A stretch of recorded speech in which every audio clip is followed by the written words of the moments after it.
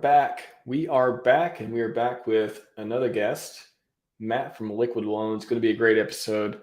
I went on, he interviewed me, it's got to be 6-7 months ago or so on the channel. Fantastic interview. You can just search for RHMax, Liquid Loans, it should come up. And yeah, it's a very interesting guy. He's made some moves recently, and he's in Southeast Asia, and I want to talk to him about that. Really into the kind of the health, wealth, happiness type of stuff that I'm into as well.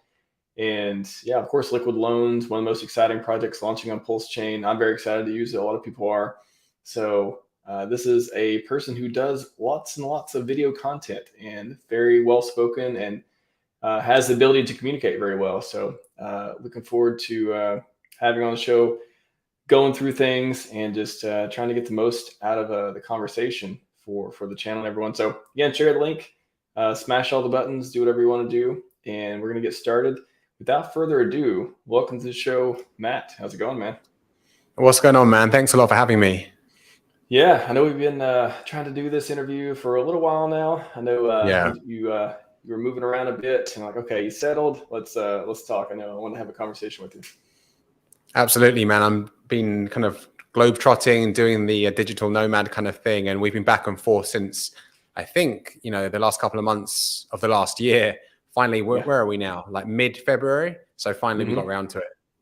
Yeah, no, we made it happen. It's I know that the channel. I've been streaming a lot lately. I'm taking a break next week, taking some time off, and I take time off. I'm going to be working on other media-related, still crypto-related projects. I just won't be streaming, but the schedule tends to fill up a lot lately. You are number 2 of 6 streams I'm doing for the next 3 days before I wrap things up. So I'm trying to, again, mission here. I don't monetize. I just want to deliver content and talk to people. A lot of the conversations we have, just get the pulse of the community, have technical conversations, talk about the products, and just really help people understand how valuable it is to be in a winning DeFi ecosystem like the RH ecosystem that we're all in and winning in. So glad we could finally make the connection, get together, have you on the show, and hopefully it won't be the last time. I think we're gonna have some good content for people. Absolutely, man. Well, listen, let me say I want to take my hat off to you. The fact that you're doing 6 streams in 2 days.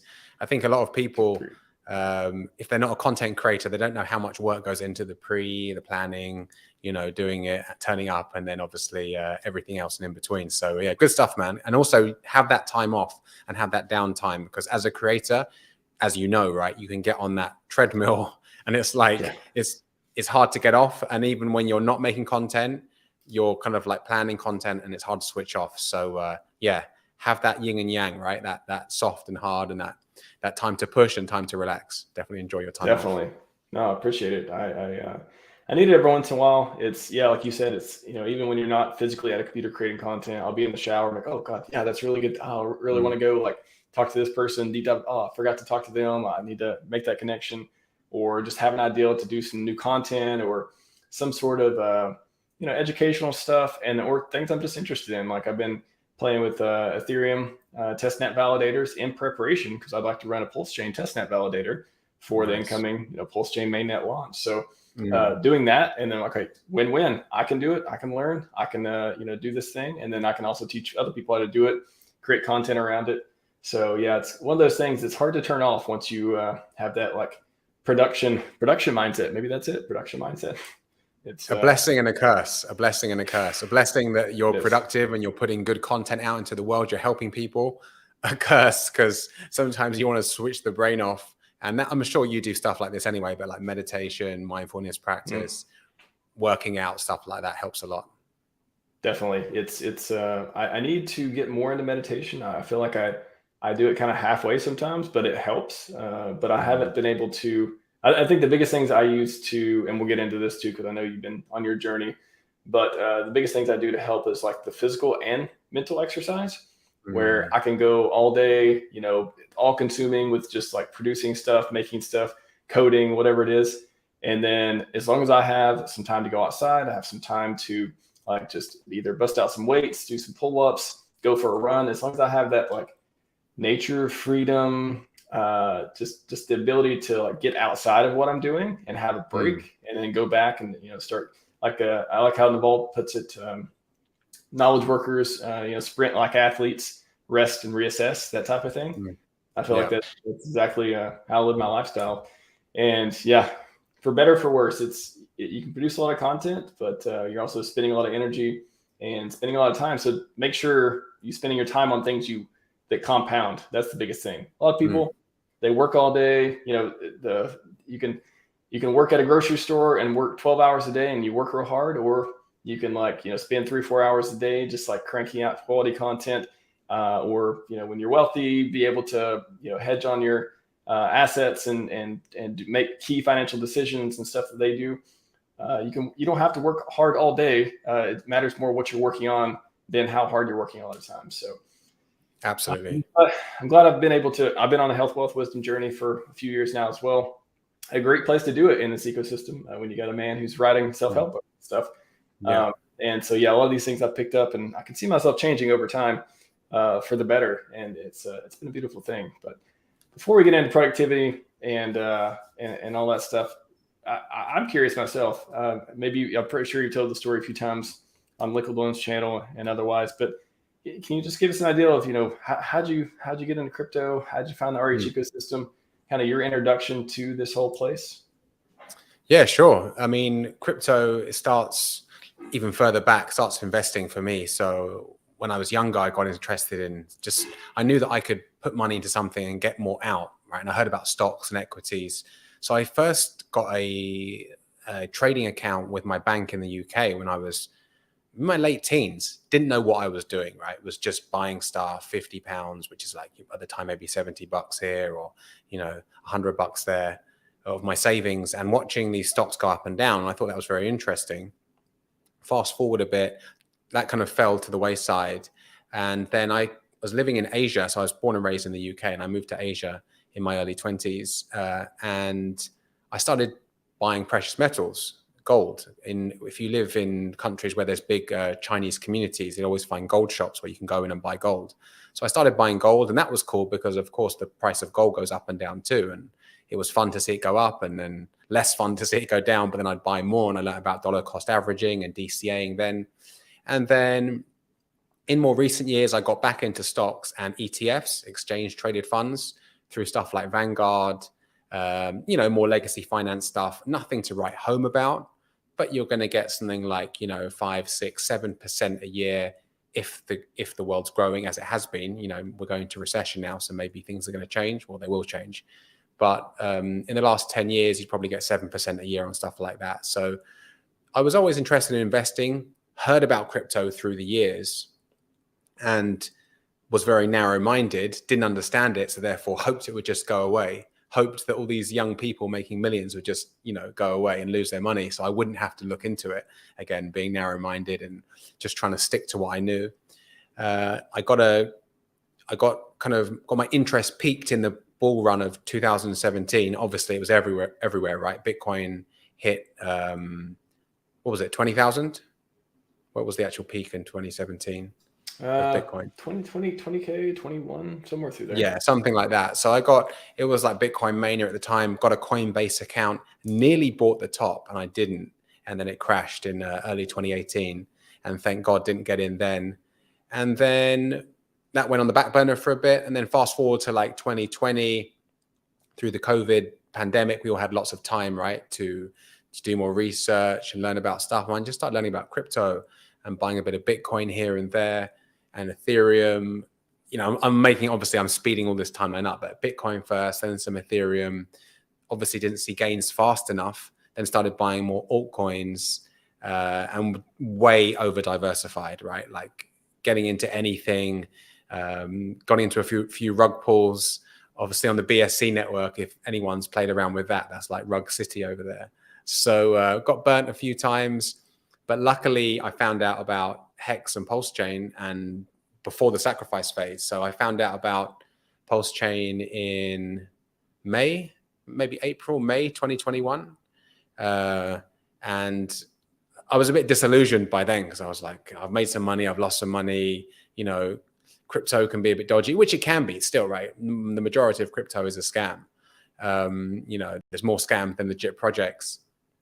Found out about PulseChain and HEX, got into the Telegram chat, on the PulseChain Telegram chat, and heard all these interesting people talking about stuff. And yeah, just listened more and more and more. And then before you know it, I'm buying HEX and I'm getting ready to sack, and the rest is history, man. That's pretty much it. Yeah, that's an interesting time to come in too, and it's funny, like, you know, kind of from BSC, Rug Pull City. It's always interesting to hear people come from other ecosystems or even other networks and see and try to wrap their heads around, you know, Richard's goals, like the products available here, and what surprised me a lot about you too is just you really went all in. It seemingly, at least from the outside, on liquid loans and that whole thing. Tell us about what's your liquid loan story. How did you get involved in that side, and why do you believe in it so much? Sure. Well, before I get into that, I want to preface, you know, just one more thing before getting into crypto. Sure. I got into HEX and PulseChain with what I think is like degen intentions, right? I was still looking for the next 100x, the next 1000x. And then when it really sunk in, like, this is true DeFi, this is what I've been looking for, this is where you can get trustless yield with HEX and the PulseChain ecosystem, then my mindset started to really like broaden. And I take on board that this is a much more longer journey, and not just the FOMO of I need to get the next 100x, 1000x, which I've been doing through 2021 and before, because I was listening to a lot of furus, right? A lot of fake influencers. So got into PulseChain and HEX, and then I found out about liquid loans. When was it? I came across the white paper. So it must have been in the autumn of 21. And I was like, this is insane, right? So not only is PulseChain, it's so exciting, this new layer 1 EVM compatible blockchain, which has got so much potential, but now you never have to sell your, you know, PLS, the native token of the network. So this was way before I started talking to them or there was any opportunity with them. I loved it, learned more about it, read the white paper. I remember going in the Telegram chat and just talking about it and asking questions. And then I started streaming on my channel. I started doing some HEX streams and talking about PulseChain and what's not. And from there, the guys at Liquid Loans saw me and they were just like, hey, let's have a chat. You know, we like your style. Maybe there's an opportunity for you over here. I had a few Zoom calls with them, and yeah, the rest is history. And started working with them, running the channel for them. And we've done a lot of stuff, right? Like a lot of interviews. You've been on the channel. We do like DeFi news and PulseChain news. We do a lot of TradFi and macro stuff now. So we've got a variety of content. But that's pretty much how I got in touch with those guys, started streaming on my own channel when they reached out. And then from there, I've just been the kind of main guy, the face of Liquid Loans, making their content. What drew you into, and you make a lot of great content, by the way. It's just every time I see videos that you put out, I'm like, whoa, like this is like professional quality stuff. Like that's, I mean, not that I look at you and think you can't do good content, but I'm just always surprised at like how well the segments go and how well put together they are and edited and stuff. So kudos for putting out like very high quality content.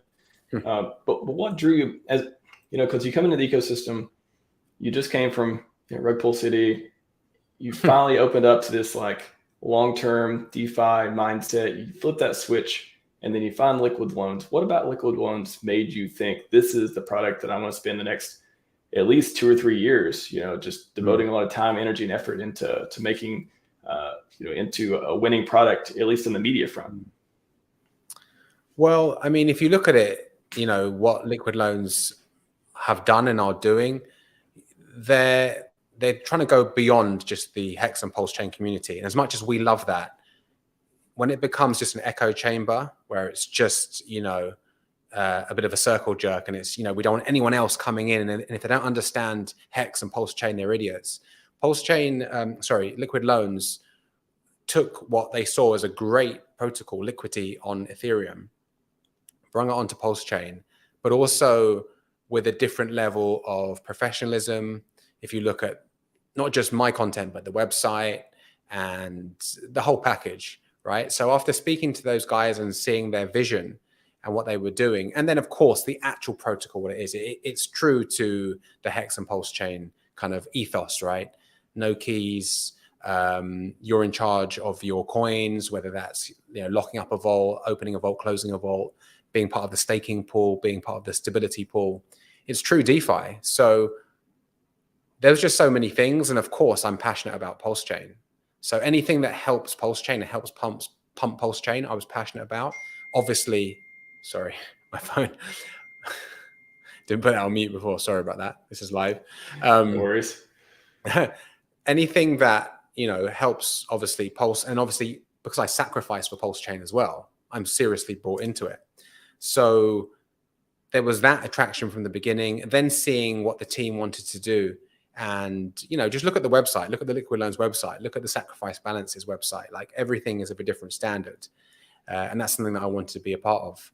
And yeah, man, there was just so many different things, but those would be the two main things. It helped PulseChain. It's going to help the price of PLS and help the whole ecosystem. And obviously being selfish, I'm one of those people because I sacrificed. I'm part of the sacrifice lot for PLS. And then, of course, just the professionalism and the level that they wanted to do and bring things up a notch. Now, no shade to anyone in the HEX and PulseChain community at all. But of course, there's a whole variety, isn't there, of content creators, different levels. So I think us at Liquid Loans, we sit somewhere near the top. And that's not being arrogant. I'm just trying to say, look at the level of things that are done. That we do, and I want to be part of that.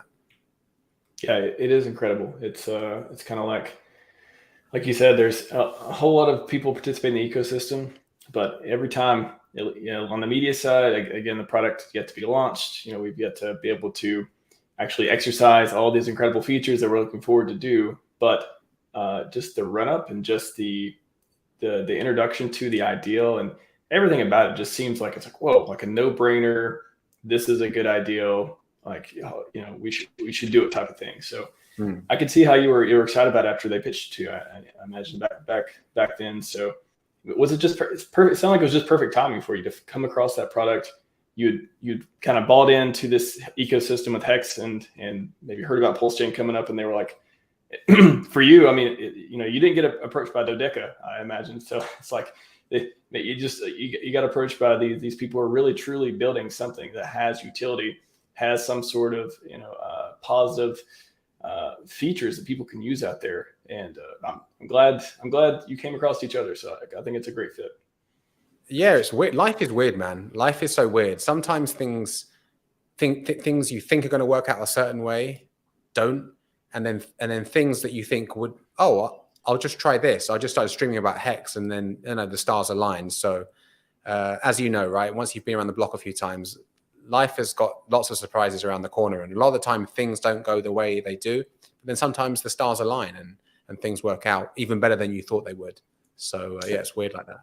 I like the mental model, the luck surface area, where you basically, if you compound your opportunities, if you're sensitive to things, if you're able to, you make your own luck. It's possible for you to make your own luck by being open and sensitive to good opportunities and just compounding all of your wins. And that's why I think, I believe everything happens for a reason. I think that it seems like literally if you want to win in whatever vertical there is in the world, it feels like the world is helping you get there if you really are trying your best to get there. And it just reminded me of that when you were talking about just an instant match situation with you and Liquid Loans, and just a product that seems like it's going to do nothing but winning. And then you come along and you're looking for the ecosystem and just have this really knack for the media side and conversation and a good explainer. So it just reminded me of the luck surface area. I think everyone should try to increase their luck surface area. You may, when people tell what's you, it called? Luck surface.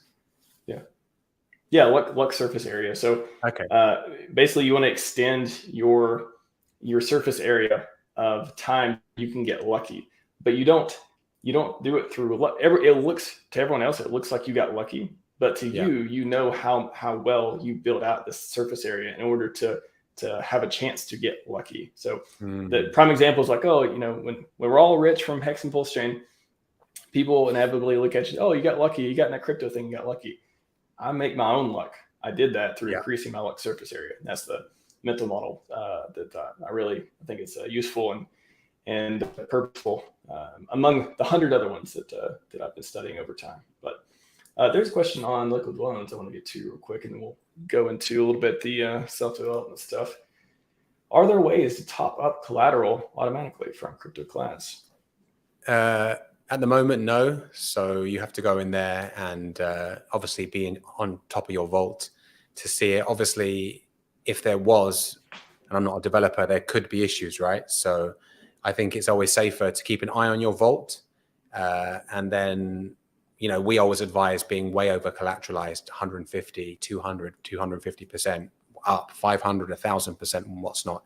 We've seen the haunted strategy. And keeping an eye on the vault, and then obviously if you need to top up, then obviously you need to put some more collateral in there. But at the moment, there's no way to automatically top up your vault. Awesome.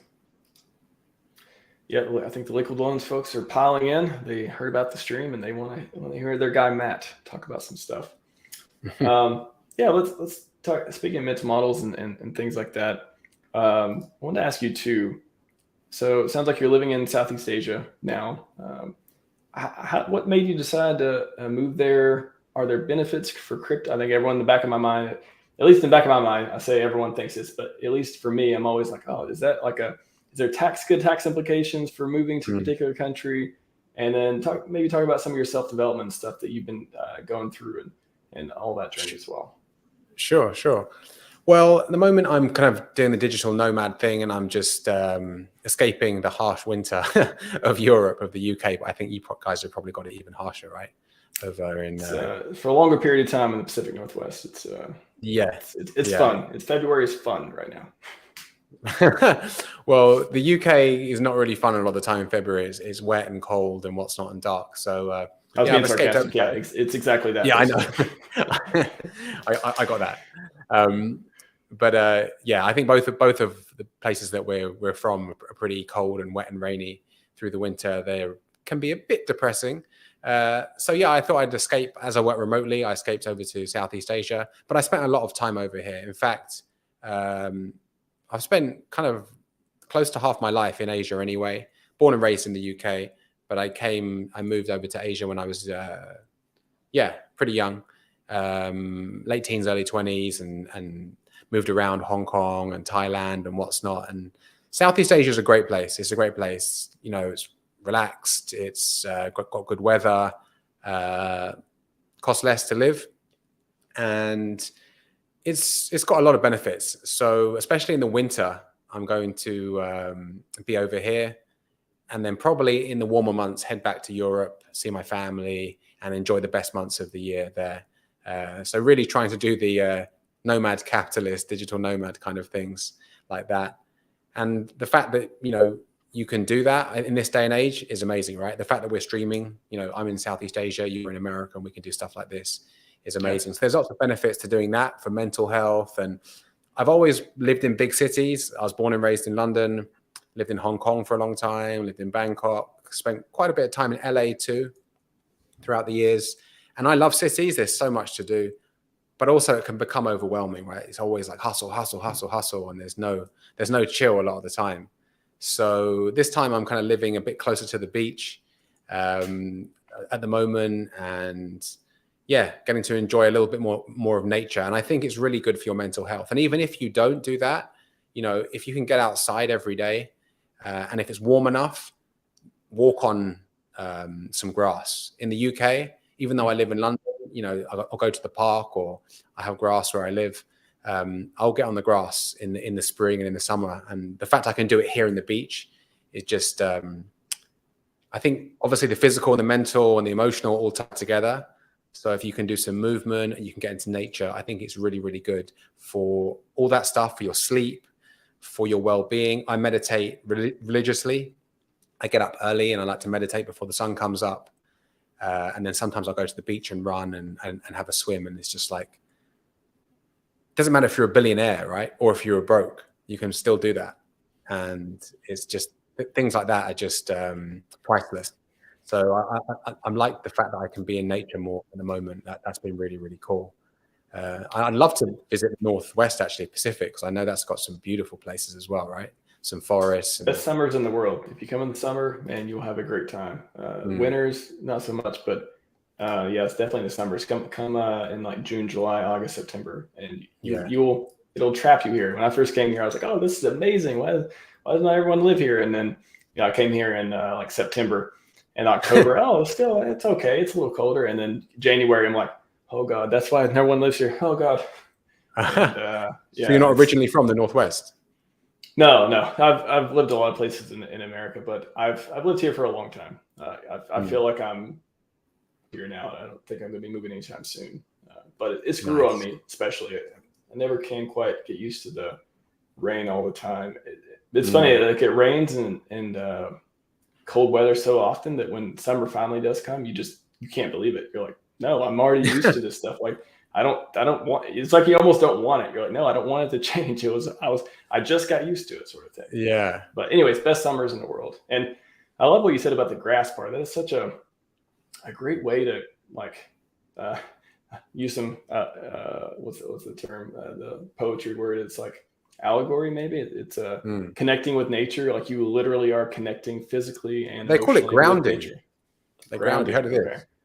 Magnetic grounding, because obviously the earth has a magnetic force, and obviously we're on pavement the whole time with rubber shoes and what's not. So to get your feet in sand or grass, you kind of like ground. It's a bit hippie-fied, I know, but I believe it. I think I feel much better when I get bare feet in nature. I don't even, that didn't even strike me coming across my mind. I was just thinking like, that's such a, like now I want to go, barefoot in grass more often, just for the fact that it sounds relaxing. It sounds like, for one, it gives you a reason to disconnect from a computer. I don't know, rain or snow, man, I'm going to start doing that more often now. And especially if you're in a warm place and a place that has beaches, like where you are, there's a beach, there's water, there's grass, great place to connect with Mother Nature. And that's something that I think is missing from modern society. Like we don't do it enough. We're heavily incentivized to either scroll on our phone or stay inside for one reason or another. Nobody wants to go outside anymore. And I think that's a major problem causing a lot of anxiety for youth and adults. It's kind of amazing how that even happened. But side effect of the Industrial Revolution and technology is you get closer and closer to it, I guess. 100%. I mean, listen, we're talking through like, high tech stuff, computers and streaming and cameras, and that's great. And everything, there's pros and cons of everything. So this is great. We can work remotely. We can do streams together. We can learn about HEX and PulseChain and crypto and life-changing DeFi, and that's great. And the problem with, and listen, I think me and you are on the same page, but correct me if I'm wrong. We both love crypto, but there's more to life than crypto. And when I see all these people arguing on crypto Twitter and just stimulating cortisol and getting themselves worked up and, arguing about what the best coin is, or maybe pulling their hair out because we've seen a dip. It's like, it's important, but it's not important, right? Because everything is temporary in life anyway, everything, right? Including the sun, including the earth. So I think you should definitely learn about all these protocols. I think you should definitely, learn about your crypto security and everything, and DEXs and Trezors, but also get out there and unplug. Like when I go to the beach, I leave my phone at home. I want to run on the sand. I want to, swim in the sea, and it doesn't have to be posted on Instagram. It doesn't have to be posted on Twitter. Now, sometimes I might get the odd shot, right? I might think, it's a really beautiful sunset tonight. I'll take my camera. Nothing's black or white. Everything in life is nuanced. But if you're watching this and you just feel overwhelmed, like you live in the city, go to the park, learn about breath work. And the second part of your question was about self-development, right? Self-development is my passion in life. Being better is my passion, and crypto is a part of that for sure. Crypto is a huge part of that, because without money, can't do anything, right? Of course, money isn't everything, but without money, you can't eat good food, you can't fly around, you can't do anything. You can't look after your family, you can't look after your loved ones. So it's a part of it. But health is wealth, and the main foundation is your health. And I think people that are like obsessed with crypto or obsessed with anything else, whatever it may be, maybe they've got passions for other stuff. It's good to have passions in your life, but if your passion is crypto, but you're 300 pounds, or you have diabetes, or your health isn't in check, I think you have your priorities around the wrong way. or you do have your priorities around the wrong way, because you might become a millionaire or a billionaire, but you can't walk up a flight of stairs, or you can't play with your kids or whatever. So for me, the foundational layer is always going to be health, and your body and your mind, they're interconnected. And that's just moving daily, drinking lots of water, eating healthy foods, and doing stuff like meditation and breath work. And if you live in a city and you feel overwhelmed and you have anxiety, learn to meditate, learn to do breath work. It's not complicated. It's very simple. Do you do any breath work? Do you know about it? No, I don't. Yeah. You want to tell us about that? No, just like, so have you heard of Wim Hof? That sounds familiar, but Wim Hof is a Dutch guy. He's a crazy Dutch guy that came up with this method of breathing. But actually, it comes from Tumo breathing, and these are ancient pranayama. They're from yoga, right? So a lot of this breath work started in Asia, South Asia, and East Asia, and then it's kind of been repackaged and put in a new kind of format. But really, it's the same thing. And it's just about doing certain breath work. Wim Hof's breathing is Tumo breathing, which is basically just like you do that 20 or 30 times. And what you do is you start to oxygenize your blood more and offload carbon dioxide. And it's actually very good for combating stress. You can do it before cold exposure. That's another thing that I like to do. And perfect where you live to do that, right? Have a cold shower, or go and swim in the sea, or go and find a lake and swim in it for a couple of minutes. Plenty of cold lakes. Yeah. Have you done any of that before? Not outside. I did it. I did it artificially, and I did it in Antarctica, but I haven't did it. Wow. I used to travel a lot. It's a whole other story. But I haven't did it I haven't just went to a lake and just jumped in and then took a lap and came out. I haven't did that yet, but you're making me want to do it actually. Man, if you learn how to do some Tumo breathing, some breath work, some Wim Hof breathing, takes you 5 minutes. So what you could do is, and again, everyone learned this properly beforehand, but you could drive to that lake, do some breathing in your car, make sure you've got like a towel and everything ready, go and swim for like 2 to 5 minutes. It's been shown to boost dopamine levels and serotonin levels like 4 times. And it does. At the time, it's hard. It's like anything in life, right? It's hard waiting for the bull market to return. It's hard waiting for the fat to drop off when you're eating less food than you've currently been accustomed to. But then you feel great when you get the goal. With the ice bath or the cold shower or the cold exposure, it's kind of like a miniaturized version of that, because you get in there, you're cold, you're like, oh my God, I'm going to die. You're not going to die. And then you get out, and what felt like cold before feels warm. So in London, I used to do it. We used to go to a lake up in North London, a place called Hampstead Heath. And I'd get in when it was 0 outside. There was frost on the floor. There was ice. You jump in. It feels cold outside. Once you do the cold exposure, 3 to 5 minutes, you get out. It feels warm, right? Because your body's kind of now been reset. And it's got so many proven health benefits. You've got the cognitive benefits like the mindset, the dopamine, serotonin release. You've also got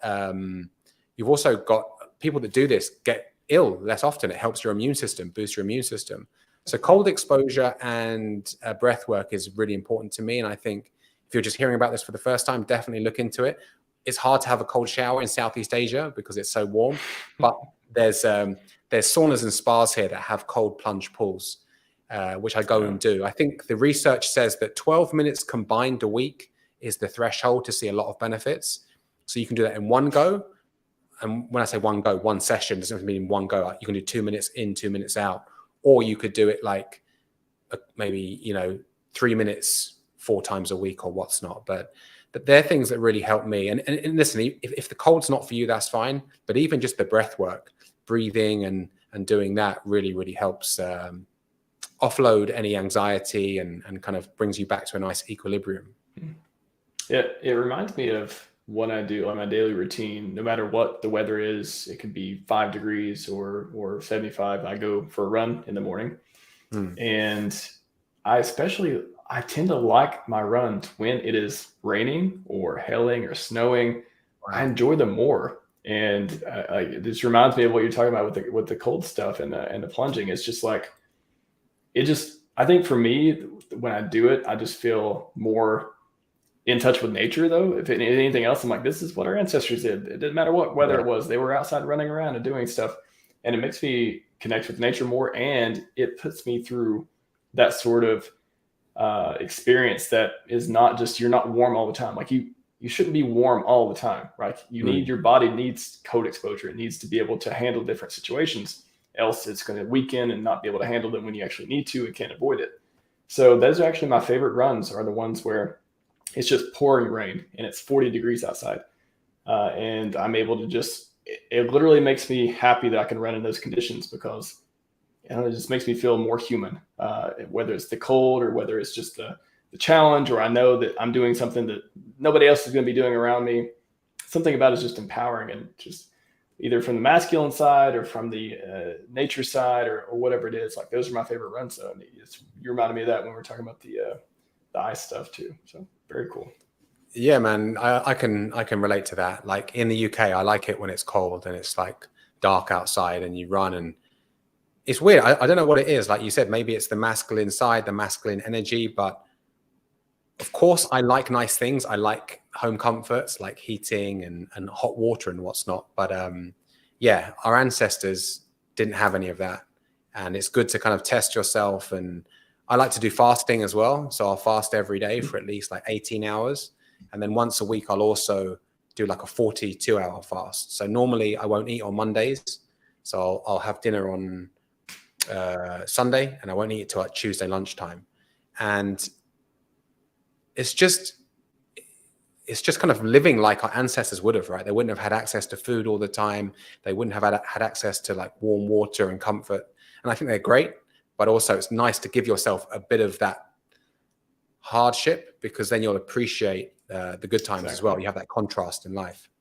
It makes you appreciate it. It's that's one of the things that, I mean, talk about rich kids, for example. Why do they get spoiled? Because they don't have to work for anything, right? Like that's why everyone out there who's going to get rich in HEX and PulseChain, or is already there and about to have kids, you should make a conscious effort to make sure that doesn't, if you prefer your kids not to grow up to be well-functioning people and not make a whole bunch of and not just like sit and watch Netflix and chill, whatever that is in 2040, making a conscious effort to just ensure that you don't have to, forbid, like take things away from them, but you need them to earn stuff. You need them to be able to appreciate what they get. And fasting is a direct reminder of that anyone can do, especially if you're an adult, that you can just teach yourself like how to appreciate food again. I think a lot of people, they just, especially if you're not struggling, you can buy whatever you want. You go on vacation anytime you want. You can go to any restaurant you want.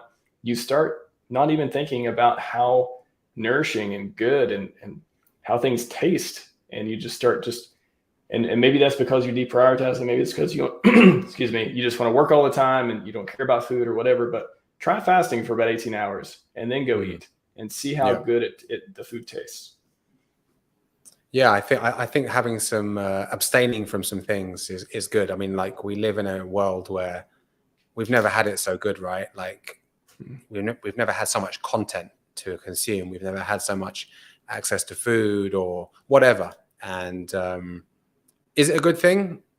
Well, there's nothing good and bad. I guess everything is down to how you see the world, but it can be good and bad. It can be good to have all these choices. It can be bad that you don't stop eating or you don't stop consuming content or whatever. So yeah, I think discipline and giving myself some conscious hardship, like cold exposure, like fasting, like daily workouts, I think it's good for the mind, body, and soul. And I think that anyone feels better when they do something hard and then have a reward afterwards. And the reward could just be like, I complete that workout. Well done. You know what I mean? I feel better about myself. Dude, that's a huge part of what I think people are missing in today's world too, is they don't do anything hard, so they never get that gratification. Even the delayed gratification, not the instant gratification of flipping through TikTok. That's like artificial. Like doing something hard and earning it, like that is if you don't have that, that's something that can corrupt the morals of society. And it's crazy how the trade-offs we're making with technology are enabling a lot of this stuff. We're enabling so many good things to happen, but also not well. Yeah. Manufacturing not well functioning people in an easier way. Sorry, man, you're breaking up a bit. Can you hear me?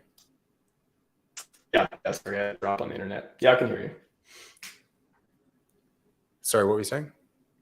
Oh, I thought you were going to say something on that. Sorry, no. So yeah, I was just, because it went a bit weird there. I was just saying that having goals and going after it. I've noticed with my own times where I feel maybe overwhelmed or anxious about stuff, it's because I'm not taking action and I'm overthinking stuff. So I know that if I want these things, like I want a better body or I want a better career, I want to make money, whatever, right? Then you have to take action towards that thing. Nothing's going to fall in your lap in life.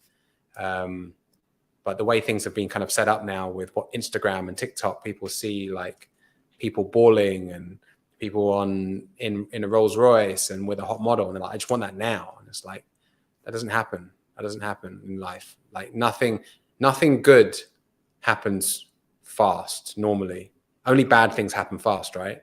So Yeah. if you could be in a car crash and you could then lose your life, or God forbid, be paralyzed, that could happen fast. But building a really strong athletic body, it's going to take a long time. It's going to take years, really. But no one wants to hear that. Everyone wants to be marketed the get rich quick or the get ripped quick or whatever. And in crypto, yes, it is a more volatile asset class where you can see gains faster than other investment vehicles, but you're still going to have to wait. You're still going to have to do your time. It's very, very rare that someone's going to put in $1,000 and become a millionaire in a short period of time. Yeah, of course, there's some outliers with Doge or SHIB or whatever, but the majority of people are going to have to put their time in. So as Richard says, right, delayed gratification is the common thread amongst all self-development. Yeah. And this is the get rich slow community. It's one of those things. You either learn it, or you don't learn it and have a hard time. That's so many people yelling, "Win PulseChain, refund, fat scammer." It's like, did you know? Do you need? I think you need another look at what we're here for. It's not. This is not the pump and dump group you're looking for. Yeah, absolutely. Just wanted, because I know we only got maybe 10 minutes or so left. I want to pivot a little bit back into crypto, and talk about. So, well, there's over 100, maybe 150 different products launching on PulseChain. Is there only so much dry powder to go around? Like, what is? Because I always like this question and this conversation around splitting buying power, and even with PulseChain, I've talked to people who, that you could say there's one trade-off of PulseChain and PulseX is there less money going into HEX because there's more money going into that sacrifice and all that. We know a lot of HEX got locked up, and there's other benefits with that too. But in a way, I mean, there is a technical point there. So with all the products on PulseChain launching, I guess, what is the case for the splitting of buying pressure being a bad thing, and what is the case for it bringing a lot of those products succeeding and bringing people from the outside into our ecosystem and being a net positive? I think the cream rises to the top, and I think that I guess we could call them blue chip stuff, right? The blue chip cryptos of PulseChain is obviously going to be PLS, PLSX. I know Liquid Loans is going to be up there, so the loan token. I think that, yes, there will be parts of the community that go for the meme coins and what's not, but I think most people that are educated and have been around the space for a while are going to be going for PLS, PLSX, loan, things like that. I think they're still going to be where the majority of the money flows, because they're not just, yes, there's fundamentals there, but then there's also other things like yield, like obviously PLS is the native token of the network. So of course, that's going to be the premier coin. And that's why I think the money is going to flow mainly. And will there be some 10Xs and 20Xs to get from some meme coins and some stuff? And yeah, I guess so. But I'm not going to mess around with that, because that's playing Russian roulette, right? You might get lucky or you might get rugged. And I found that out on BSC. I love the circular reference back to BSC. It's BSC. I'm sure you have some legit products, but it's not been Matt's experience, at least so far.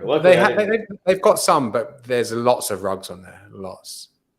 Yeah, I've heard. I was researching. I did a couple blogs on security, being vigilant on free claims, staying away from malicious smart contracts, And during the research, I just kept coming across one after another BSC rug pulls. So I totally believe you when you talk about that. Like even the last few years, even after you got out of it, it was just like somehow it's just super easy to do them on there, and people keep falling for it. So I wanted to ask, actually I had a question in the chat, and we'll pivot back over here too. But Defiant DeFi, I've heard of passports, you can have citizenship in different countries. Any knowledge of that? I think that was when you were talking about Southeast Asia. I've heard of passports that. So I've heard of passports that can have citizenship in different countries. Any knowledge of that? It depends. It depends. I mean, if you mean citizenship, that means you've got the passport, right? So, but maybe you're talking about a residency permit. For example, you can have a British passport and have a green card, right? That gives you the right to work and live in America, but you haven't got an American passport.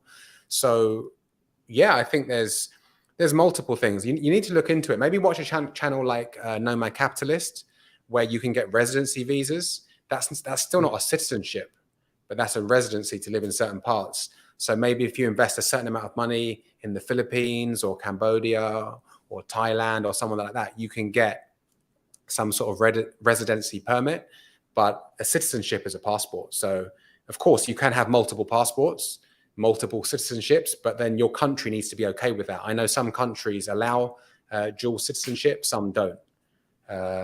So it depends on what you want to do. I mean, I think personally, I like the nomad capitalist style, where once you make enough money, you start diversifying and you start having different passports. Now, maybe we're looking further down the road, but let's say you're a UK citizen or a US citizen and you think things are going to go down the toilet in the next 10, 15, 20 years. Maybe if you had the disposable income, it might be, a good investment to get a passport from a Caribbean nation like St. Kitts and Nevis or something like that, where you could use that and also that would come with some tax benefits and what's not. Again, I'm not an expert in this. Andrew Henderson from Nomad Capitalist, if you watch his channel, he talks all about this. But I think that's the kind of future that people should look into if they're into crypto and DeFi and they want to have that nomad capitalist kind of lifestyle. You have to get rid of your passport, but you can get residency permits in other places through investment. Very good. Yeah, sounds like I answered his question. Want to wrap, and just got a few minutes left. Want to wrap up on this. We'll do rapid fire. Okay, man. We can go for another 10. That's cool. Okay. Yeah. Well, we'll split it between these two. So, what do you think Richard will accomplish this year?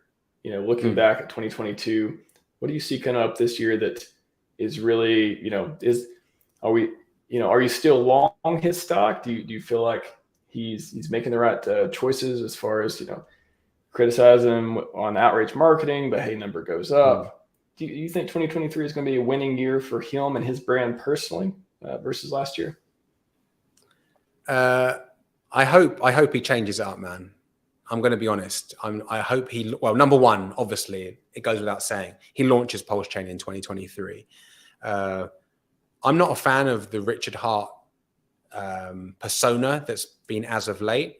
The person who attracted me was the guy in 2020 and 2021, where I watched those streams and he dropped the alpha, he gave knowledge. He could be a little bit, disrespectful and stuff at times and let people have it. But, I think the pinnacle for me was like the Kitco News, when he was on there the first time. One. Yeah. And I was like, I think I showed my brother it and what's not on it. Okay, this is it, right? I think the way he's gone now, and I get he's trying out different stuff, but I think the shopping's ridiculous. I think the bags are ridiculous. I don't think anyone in the system already, maybe it might attract some new people, but I don't think anyone who's already a Richard Hart fan is thinking, please do another Louis Vuitton shopping haul. You know what I mean? And show us the video. So I was actually making thumbnails the other day and I was like, I don't think I have any more different pictures of him. Like, is there any recent Prada pictures I can use? Funny enough, I was actually looking for one, but I think I just didn't search his Twitter hard enough. But to that, I mean, all good points. I'm just thinking, I guess the counter to that would be, well, all the stats are up, the HEX holders are up, his social media stats are up. I guess where does where does it stop being effective? Like, where does I know that him was like, I'm not here for you. You guys are already in. Can he piss enough people off that they would just leave now that they're tied in for 15 years or PulseChain sack? Like, is there any? Yeah, what do you think of that? Well, what I'm thinking is, hang on, sorry, pull up Wilo West's comment as well. Bullshit, the money attracted you, right? He's saying that to me. Mm. Well, he's right and wrong. Yeah, the money that I saw from a good product like HEX and obviously PulseChain, yes. From Richard Hart having Louis Vuitton cardigans and Louis Vuitton caps and bags in the background, not at all. That's not what attracted me at all. So again, the truth sits somewhere in the middle. Yes, it probably has attracted some new people, but then again, the argument could be, is that lowest common denominator? Like, what type of people are they? Are these pump and dump guys, right? So Richard Hart's YouTube and his Twitter has grown since I first came across him, but he's still not viral, is he? He still hasn't got millions of followers. So from my opinion, I don't like that. Maybe other people do. I don't like the shopping sprees and the stuff, and I hope he changes it. And to be honest, credit where credit's due. As of late, he's been giving more updates to the community, right? A lot of updates about V3 and less braggy stuff, less bag stuff. So credit where credit's due. I hope that continues because that's the Richard Hart that attracted me to the whole ecosystem. And when Richard talks, and you get past all the crazy stuff, I mean, it's like no one can compare, right? When he drops the knowledge and he talks about Bitcoin and Ethereum and other centralization in crypto and how it's not your keys, not your coins, and all of the predictions that he gave and was right about, you can't compare at all.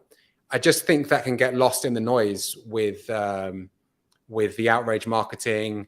And listen, if the outrage marketing was working, and I mean really working, like he's adding 100,000 new Twitter followers a month or what's not, then I'd be like, great, go for it. But I think that's played out now. And I think we can put it to bed and say, okay, it's done its job, but it's not like a massive needle mover. I would say that I don't like it, but I understand it. I feel like that he's looking at the stats, and yeah, of course, he's not getting the big numbers like 100K a month.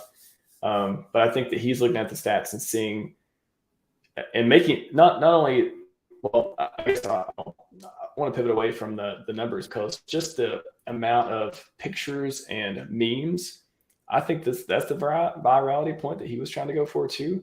But like, I kind of agree with you. I think it is that's a phase. That's an era that we shall never forget of Richard.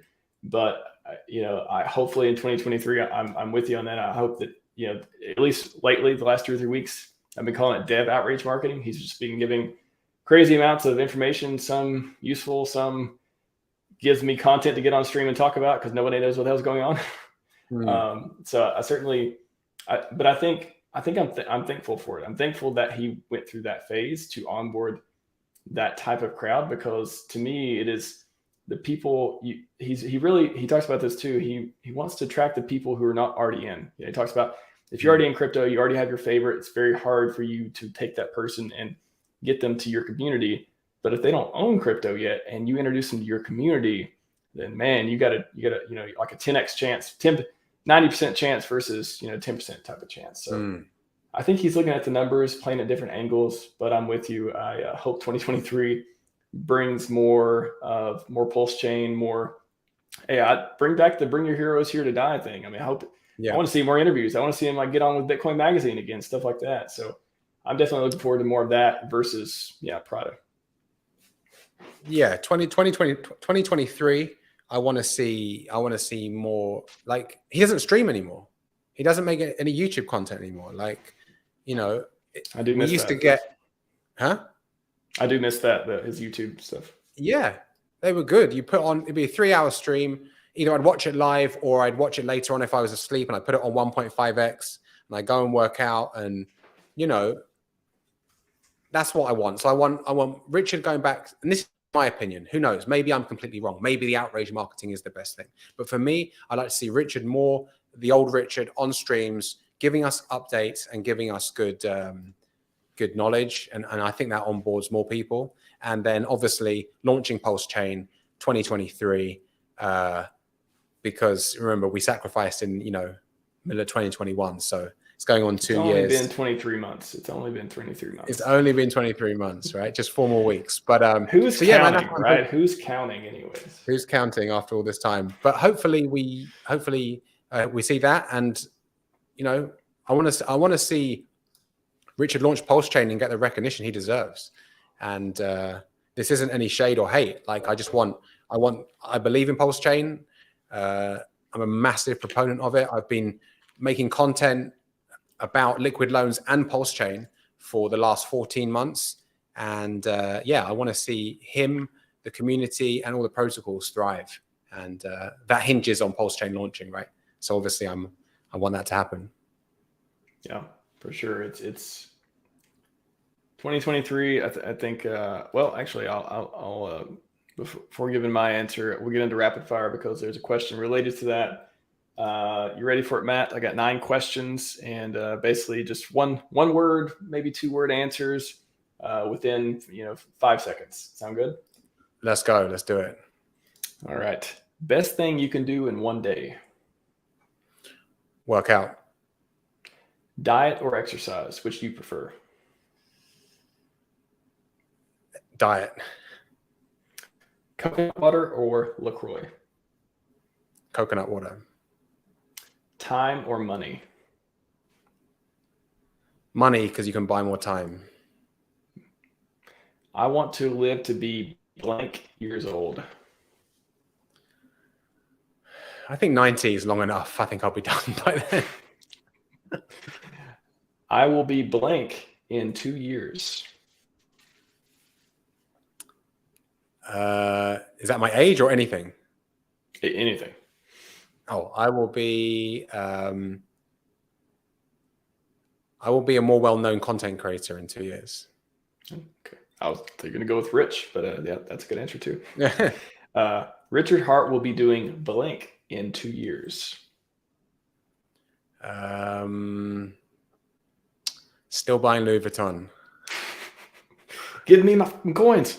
Crypto will be blank in 2 years.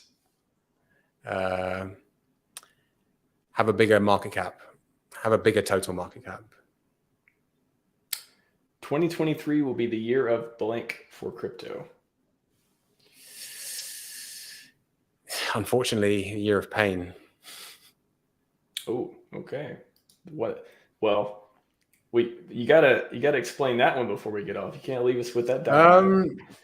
Explain that. I just don't think that we're going to see a bull market this year. Unfortunately, as much as I'd love to, I just think we're going to see some more pain, some more collapses, and some more pain. So obviously, my heart wants it to be, the start of the bull market and PulseChain launches and we ride out. But I think we've got some more pain to go. So yeah, maybe not all pain, but more pain.